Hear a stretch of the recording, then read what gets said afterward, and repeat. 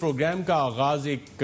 ایسی خبر سے کریں گے جس میں کہ نیشنل سیکیورٹی کے بہت بڑے بڑے سوالات اٹھنا شروع ہو گئے ہیں۔ ایک امریکی خاتون جو امریکی ویزے پہ، امریکی پاسپورٹ پہ پاکستان میں کئی سالوں سے موجود ہے اور پاکستان کے تمام اہم اداروں، سیاستدانوں تک اس کی رسائی ہے، اس کو ویزا کیسے ملا، وہ پاکستان کیسے آئی، کس بزنس پہ ہے، اس کے ویزے کی کیٹیگری کیا ہے، جو ویزے کے لیے کلیئرنس ہوتی ہے ایکسٹینشن کے لیے، وہ ویزے کی ایکسٹینشن کس طرح سے دی گئی، کیا سیکرٹری انٹیریئر نے اس حوالے سے جو ہمارے اہم ادارے ہیں جس میں ISI شامل ہے، جس میں انٹیلیجنس بیورو شامل ہے، ان کی رپورٹس اس حوالے سے کیا ہیں، اور کیا یہ تمام افسران اگر ان سے رپورٹس مانگی گئیں ISI سے، IB سے، تو وہ کلیئرنس دیتے رہے کہ اس کا بزنس کیا ہے اس خاتون کا پاکستان میں، اور 10-11 سال سے یہ پاکستان میں کس طرح سے تمام جگہ پہ رسائی حاصل کر رہی ہے۔ کیونکہ جب US کے ریکارڈز ان کے چیک کیے گئے اور جس کمپنی کا انہوں نے حوالہ دیا تھا وہ تو انیکٹیو سٹیٹس ان کا آ رہا ہے، جو US کے ریکارڈز کم از کم ہم نے اس حوالے سے ایکسس کیے۔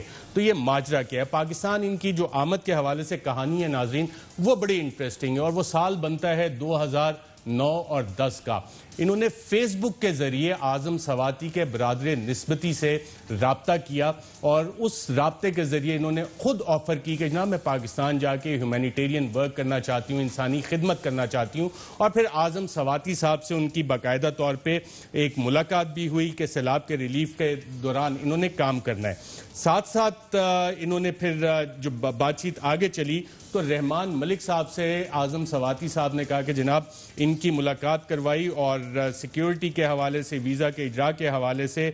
کوہستان بھی یہ جانا چاہتی تھی۔ اب کوہستان اس حوالے سے انتہائی اہم ہے کہ اگر آپ 2009-10 دیکھیں تو بہت سی امریکی وہاں پہ جانا چاہتے تھے، اور کر کیا رہے تھے؟ یہ کر یہ رہے تھے اسامہ بن لادن کو ٹریک ڈاؤن کرنا تھا۔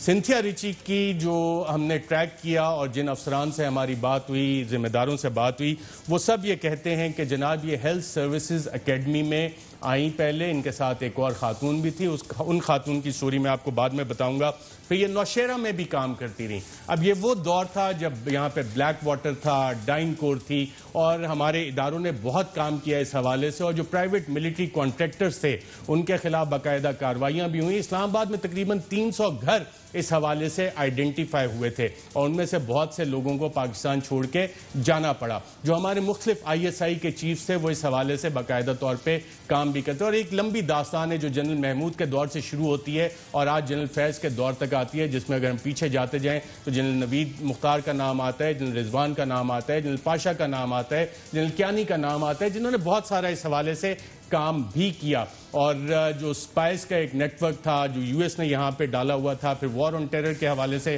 ہماری کوآپریشن تھی، اس حوالے سے ساری چیزیں ہو رہی تھیں۔ کیا کسی کا ماتھا نہیں کھٹکا اس حوالے سے کہ جناب ایک خاتون کو وزیر اعظم اس وقت کے تک ایکسس ہو رہی ہے، وزیر داخلہ تک ایکسس ہو رہی ہے، اور کیا یہ وہ کھیپ تھی جو حسین حقانی جو 300 ویزے جاری کیے گئے تھے اسی کھیپ کے ساتھ آئے اور ریڈار کے انڈر سے یہ خاتون کسی طرح سے سلپ کر گئیں؟ تو اس حوالے سے ہم نے آج سوالات بھی کیے، کافی سارے لوگوں سے کیے۔ افواج پاکستان کے ترجمان سے بھی ہم نے سوال کیا کہ جناب جو سنتھیا ریچی ہے اس نے جو FIA کو اپنا بیان دیا اس میں اپنے تعلقات کا بتایا کہ جناب وہ پاکستان کی فوج اور ایجنسیز کے ساتھ کام کر رہی ہے، اور کیا آپ یہ بتا سکتے ہیں کہ پاکستان آرمی، نیوی یا ایئر فورس یا کسی پاکستان کے اور دفاعی ادارے نے ان کے ساتھ کوئی کام کیا ہے، یا اس کو کسی US نیشنل کو کوئی انویسٹیگیٹو ورک بھی دیا گیا ہے، کام دیا گیا ہے؟ تو DG ISPR major general Babar Iftikhar نے بڑا کیٹیگوریکلی کہا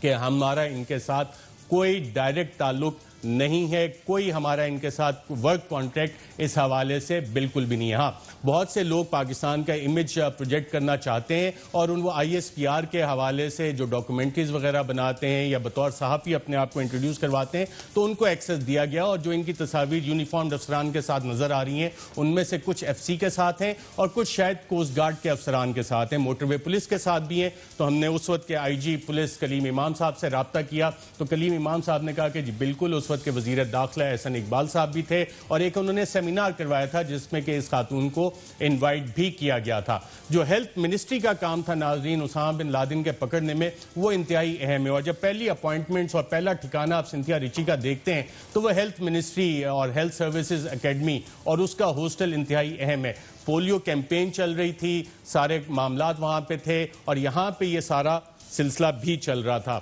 اور شکیل آفریدی کا کیس تو آپ سب کو یاد ہوگا. تو ہیلتھ منسٹری میں اس وقت کی یہ پریزنس یقیناً ایک بہت بڑا سوالیہ نشان ہے, اور ہماری ISI, ہماری انٹیلیجنس بیورو کو یہ تمام اینگلز جو ہیں ان کو دیکھنا چاہیے. ہمارے ساتھ کیونکہ وزیر مملکت برائے داخلہ بھی موجود ہیں. ویزا ڈفرنٹ کیٹیگریز ہوتی ہیں منسٹر صاحب, تو ان کو ویزا ایکسٹینشن ملتی رہی ہے 2009-10 کے بعد, اور کسی نے یہ جاننے کی کوشش نہیں کی کہ کیا یہ صحافی ہیں, ان کی اکیڈیمک کوالیفیکیشنز کیا ہیں, ان کا بزنس کیا ہے, کیونکہ جو US کے ریکارڈز میں ایکسس کر رہا تھا تو ان کی کمپنی بھی وہاں پہ ان ایکٹیو سٹیٹس دکھا رہی ہے.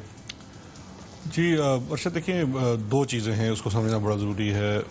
دیر از نو ڈینائنگ دا فیکٹ کہ ماضی میں بھی پاکستان میں مختلف فارنرز کی انفلٹریشن رہی ہے, اور اسپیشلی وہ ٹائم جو بڑا ٹرائنگ ٹائم تھا پاکستان میں 2008, 9, 10 میں, تو کافی زیادہ اس طرح کی چیزیں بھی سامنے آئی. باہر کی پرائیویٹ سیکیورٹی کمپنیز یہاں رجسٹر تھی, گھر لیے ہوئے تھے, بہت کچھ ہو رہا تھا, اور اس پہ بڑا کام بھی ہوا, چیزیں ختم ہوئی. لیکن اس کانٹیکس میں میرے خیال ہے یہ تمام سوالات اس وقت اٹھانا میرے خیال ہے تھوڑے سے آؤٹ آف شاید پروپورشن بھی ہو جاتے ہیں, بیکاز اب معاملہ یہ ہے کہ پہلے یہ جو خاتون جو کوئی بھی ہے, اس کی طرف سے کچھ الزامات آئے, پھر ان کے اوپر ایک کمپلینٹ آئی, پھر ان کی طرف سے ایک کمپلینٹ آئی, مجھے تو اس تک باتیں پتہ ہیں, اور پھر اس کے بعد ایک آل آف سڈن ایک بہت ہی سیریس قسم کا الزام ان کی طرف سے کچھ سینئر لوگوں کے اوپر لگایا گیا. تو میرا خیال ہے ایک تو وہ سارا کانٹیکس بڑا امپورٹنٹ ہے, اس کو دیکھنا پڑے گا کہ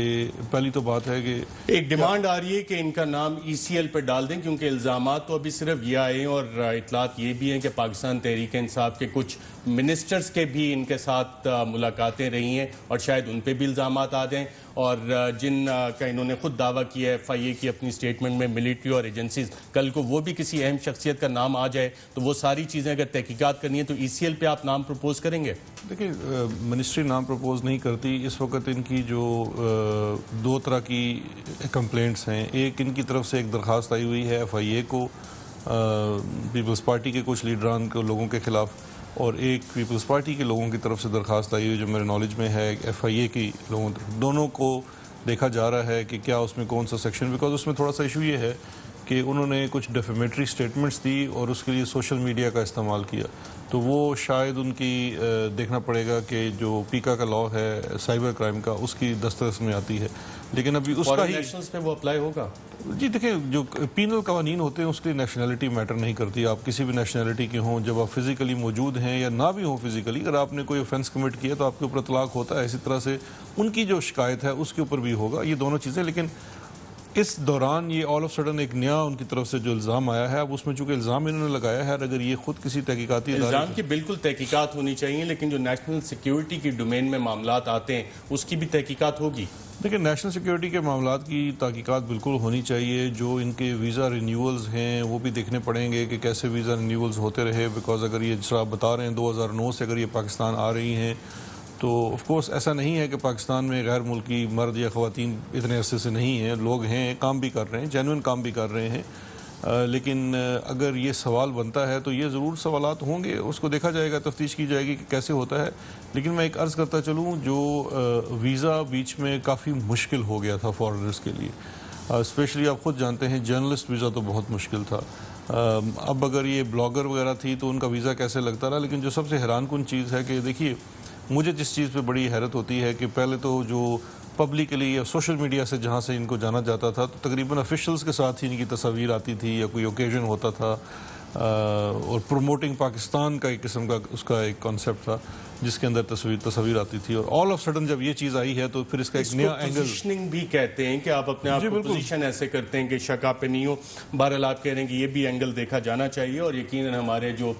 دفاعی ادارے ہیں, جو ہماری انٹیلیجنس ایجنسیز ہیں, سیکیورٹی ادارے ہیں, ان پہ زیادہ اہم ذمہ داری ہے کہ وہ کون اشخاص تھے جو کہ یہ ویزا ایکسٹینشنز کرتے رہے اور کیا ڈاکومنٹیشن اس حوالے سے پوری تھی.